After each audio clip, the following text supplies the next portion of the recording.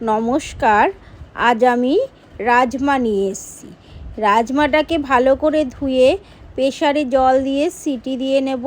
তারপর আদা, কাঁচা লঙ্কা, রসুন, টমেটো আর পেঁয়াজ নিয়ে নিলাম। তার সাথে কিছু গুঁড়ো মশলায় হলুদ, নুন, মিষ্টি, ধনে জিরের গুঁড়ো একসঙ্গেই আমি এটা মিশিয়ে রাখি। আর কাশ্মীরি লাল মরিচ নিয়ে নিলাম। এবার আমি কড়াইতে সাদা তেল গরম করে তাতে তেজপাতা আর সাদা জিরে ফোড়ন দিলাম। তারপর আদা আর কাঁচা লঙ্কা বাটাটা দিয়ে হালকা করে নেড়ে চেড়ে নেব, যাতে আদার গন্ধটা চলে যায়। এবার আমি টমেটো পেস্টটা দিয়ে নিলাম। টমেটো পেস্ট দিয়ে হালকা করে আবার নাড়িয়ে নিলাম। তারপরে গুঁড়ো মশলাগুলো সব দিয়ে দিলাম একে একে।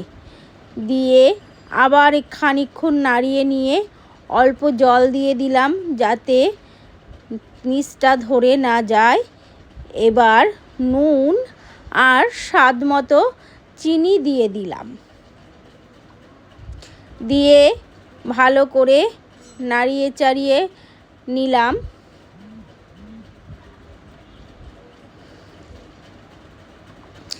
তারপর সিদ্ধ করা রাজমাটা দিয়ে ভালো করে কষিয়ে নেব।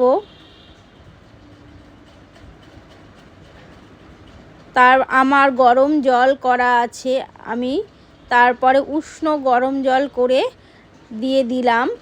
দিয়ে খানিকক্ষণ ঢাকা দিয়ে রেখে দেব। এবার আমার রাজমাটা রেডি হয়ে গেছে।